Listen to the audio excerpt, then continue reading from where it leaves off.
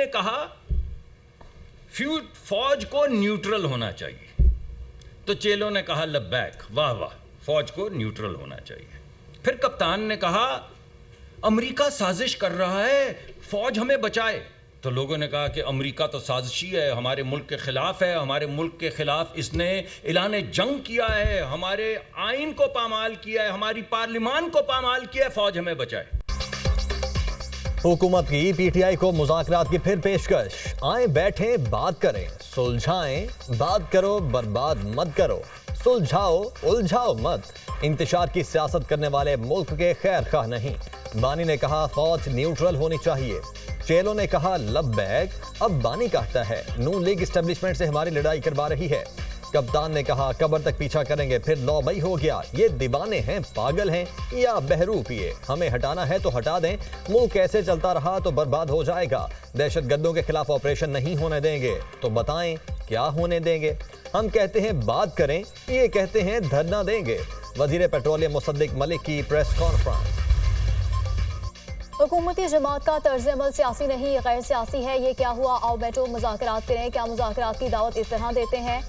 हम तो पुरअमन एहतजाज तक नहीं कर सकते हैं, इस तरह के मुज़ाकरात की पेशकश को हम कैसे तस्लीम करें? यह हुकूमत फॉर्म 47 की पैदावार है, जो जुल्म और ज़्यादतियाँ आज भी जारी रखे हुए हैं। आज भी हमारे लोगों को उठाया जा रहा है। ये लोग चादर चार दीवारी का तकद्दुस पामाल कर रहे हैं। चेयरमैन तहरीक इंसाफ बैरिस्टर गोहर का मुज़ाकरात की पेशकश पर जवाब।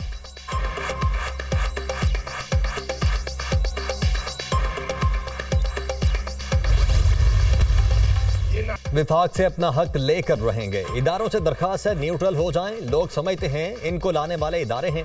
विफाकी हुकूमत अंदर कुछ और बाहर कुछ और है। ये लोग जिस चीज़ पर हाथ डालते हैं वो तबाह हो जाती है। हमने कभी इक़्तिदार के लिए सियासत नहीं की, जो पॉलिसी बनी है उस पर अमल दरामद होगा। मुल्क के मुआशी हालात ठीक नहीं, दहशतगर्दी में इजाफा हुआ है।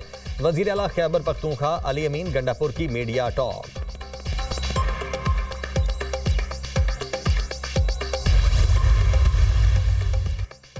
तहरीक इंसाफ इलेक्शन कमीशन को हटाने के लिए खुलकर सामने आ गया। चीफ इलेक्शन कमिश्नर और सूबाई अरकान के खिलाफ सुप्रीम जुडिशल काउंसिल से रुजू दरख्वास्त दायर कर दी। चीफ इलेक्शन कमिश्नर और अरकान के खिलाफ मिसकंडक्ट पर इंक्वायरी का मुतालबा, इल्जामात साबित होने पर चीफ इलेक्शन कमिश्नर और अरकान की बरतरफी की सिफारिश की जाए। इलेक्शन कमीशन साफ शफाफ इंतखाबात की आईनी जिम्मेदारी अदा करने में नाकाम रहा।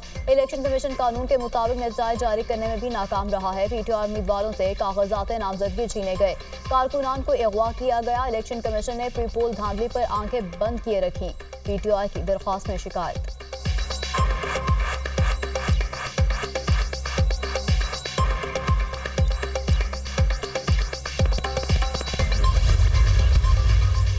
इलेक्शन कमीशन तहरीक इंसाफ और बानी के खिलाफ पार्टी बन चुका है। चीफ इलेक्शन कमिश्नर और अरकान ने बार बार आइन की खिलाफ वर्जी की।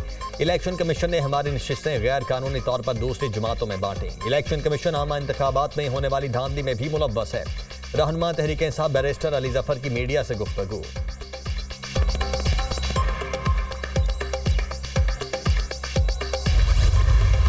हुकूमत का मखसूस नशिस्तों का मामला पार्लियामेंट में लाने का फैसला। सदर मुमलिकत ने कौमी असम्बली का इजलास 30 जुलाई बरोज मंगल तलब कर लिया। अदालती फैसले पर पार्लियामेंट में बहस होगी। कौमी असम्बली इजलास में अदालती फैसले के खिलाफ करारदाद मंजूर कराई जाएगी। एवाम में पार्लियामान की बालादस्ती और खुद मुखालिफ से मुतालिक बहस होगी। अहम कानून साजी का भी इम्कान।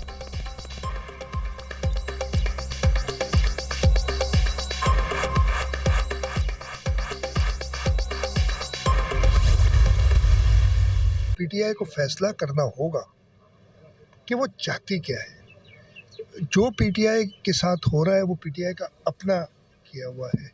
आप उनके ज़माने में देखें इस तरीके से उन्होंने सियासतदानों को, और मैं आपके सामने सदर आसिफ अली जरदारी, मोहतरमा फ़याज़ तालपुर साहिबा या नून लीग के जो लोग थे उनकी भी ख़वातीन भी, उन सब के साथ जो सलूक उन्होंने किया था, आपने किया, उस गलती का एहसास करें। और यही कहा है ना उनसे कि गलती का एहसास करें और आगे चलने की बात करें। तहरीक इंसाफ को फैसला करना होगा वो चाहती क्या है। जो पीटीआई के साथ हो रहा है वो पीटीआई का अपना किया हुआ है। पीटीआई दौर में सियासतदानों से इंतकामी कार्रवाइयां सबके सामने हैं। आसिफ जरदारी, फरियाल तालपुर और दीगर खवातीन से सलूक सब ने देखा। तहरीक इंसाफ अपनी गलतियों का एहसास करे और आगे चलने की बात करे। पीटीआई कभी कहती है एस्टेब्लिशमेंट से बात नहीं करनी, कभी कहती है सिर्फ बात ही एस्टेब्लिशमेंट से करनी है। पीटीआई को अपनी लाइन क्लियर करना पड़ेगी। तहरीक इंसाफ को खुद को सियासी जमात साबित करना होगा। मखसूस नशिस्तों के केस में पीटीआई फरीक नहीं थी, फिर भी रिलीफ दिया गया। वजीर आला सिंध मुराद अली शाह की मीडिया टॉक।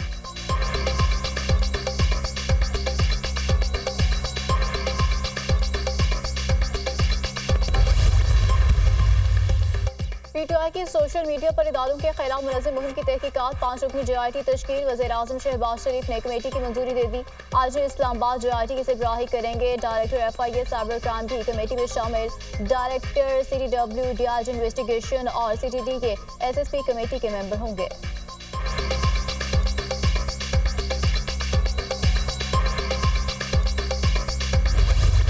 महंगाई और महंगे बिजली बिलों के खिलाफ जमात इस्लामी के धरने का दूसरा रोज। कारकुनों के लियाकत बाग में डेरे, खवातीन की बड़ी तादाद मौजूद। मरी रोड के एक ट्रैक की बंदी से शहरियों को मुश्किलात। मरी रोड का एक हिस्सा खोल दिया गया, ट्रैफिक बहाल। एहतजाज में शिरकत पर 180 अफराद के खिलाफ मुकदमात दर्ज। पुलिस ने हिरासत में लिए बेशतर कारकुनों को छोड़ दिया। पुलिस ने मुख्तलिफ शहरों से 300 से जायद कारकुनों और ओहदेदारों को हिरासत में लिया था। फस्तायत और मुज़ाकरात साथ साथ नहीं चल सकते। गिरफ्तार कारकुनों को फौरी रिहा करें। 25 करोड़ अवाम का हक लिए बगैर धरना खत्म नहीं होगा। IPPs हमारा खून निचोड़ रहे हैं। हुकूमत संजीदा है तो रिलीफ देना होगा। मुतालबा तस्लीम न हुए तो धरना पूरे पाकिस्तान में फैल सकता है। धरना तारीखी इनकलाब लेकर आएगा। धरने का रुख किसी दूसरी तरफ भी हो सकता है। कल मरी रोड पर तारीखी जलसा होगा। अमीर जमात इस्लामी हाफिज नईमुर रहमान का शुराका से खिताब।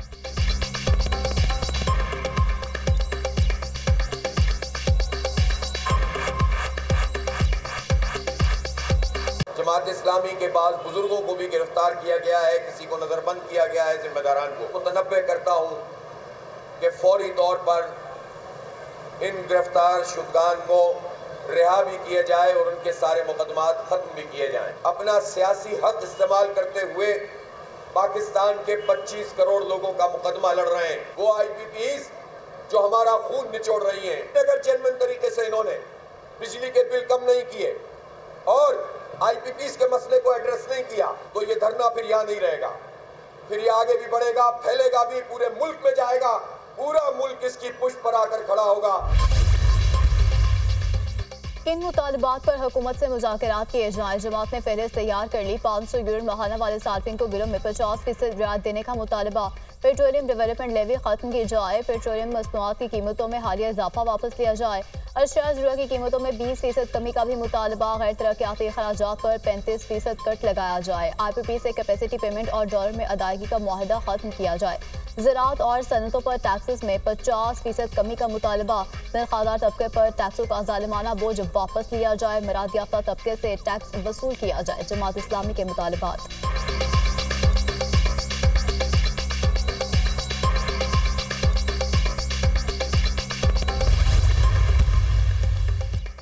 वज़ीर दाखिला मोहसिन नकवी के लियाकत बलोच से राबते की अंदरूनी कहानी। मोहसिन नकवी ने जमात इस्लामी की क़यादत को मुज़ाकरात पर आमादा किया। हुकूमती कमेटी पर जमात इस्लामी ने तहफ़्फ़ुज़ात का इजहार किया। कमेटी में दाखिला से मुतल्लिका वज़ीर है, ना तवानाई से मुतल्लिक। जमात इस्लामी का तवानाई का वज़ीर कमेटी में शामिल करने का मुतालबा। हमारा बड़ा मुतालबा IPPs से मुतल्लिक है, जिस पर फैसला वज़ीर तवानाई ही ले सकता है। पंजाब में हमारे 1150 से जायद कारकुन गिरफ्तार हैं। तमाम कारकुनों को रिहा किया जाए। जमात इस्लामी का मुतालबा। हुकूमत की जानिब से राबते के लिए जमात इस्लामी ने लियाकत बलोच को फोकल पर्सन बना दिया।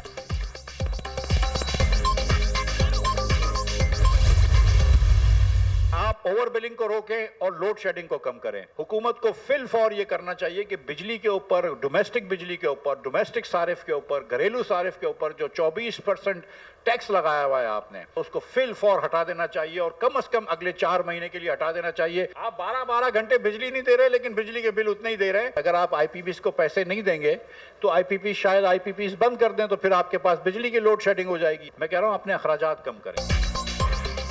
ओवर बिलिंग से अवाम को परेशानी का सामना है। हुकूमत घरेलू सार्फिन के लिए बिजली बिल पर सेल्स टैक्स खत्म करे। 12-12 घंटे की लोड शेडिंग के बावजूद बिल कम नहीं हो रहे। IPP से मुआहदा खत्म कर दिया तो वो बिजली बंद कर देंगे। रहनुमा पाकिस्तान अवाम पार्टी मिफ्ता इस्माइल की प्रेस कॉन्फ्रेंस। कल के इलेक्ट्रिक के दफ्तर के बाहर एहतजाज करने का ऐलान। साबिक वफाकी वजीर गोहर एजाज का IPPs के खिलाफ सुप्रीम कोर्ट जाने का ऐलान। 24 करोड़ अवाम के तवसत से 40 IPPs मालिकान के खिलाफ मुकदमा दर्ज कराएंगे। अल्लाह हमें कामयाबी से हमकिनार कर देगा। गोहर एजाज का ट्वीट।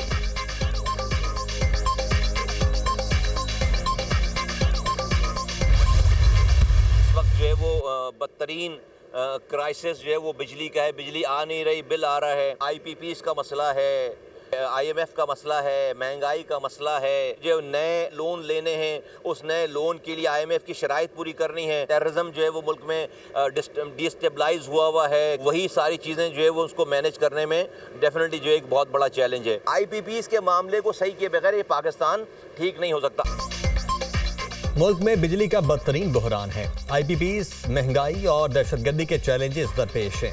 IPPs के मामले को हल किए बगैर पाकिस्तान आगे नहीं बढ़ सकता। बिजली के बिल अदा करने के बावजूद लोगों को लोड शेडिंग का सामना है। नए कर्ज के लिए IMF की शराइत पूरी करनी है। मुल्क को बचाने के लिए किरदार अदा कर रहे हैं। पाकिस्तान को मौसमियाती तब्दीली का सामना है। रहनुमा MQM मुस्तफा कमाल की मीडिया टॉक।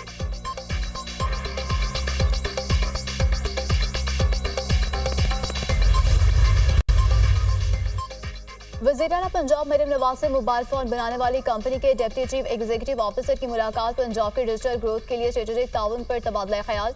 वज़ीर आला का गवर्नेंस, अवामी खदमात और मुआशी तरक्की के लिए जदीद टेक्नोलॉजीज इस्तेफादा हासिल करने के आज़म का इजहार। हमारा विजन पंजाब को डिजिटल टेक्नोलॉजी हब में तब्दील करना है। वज़ीर आला पंजाब मरीम नवाज।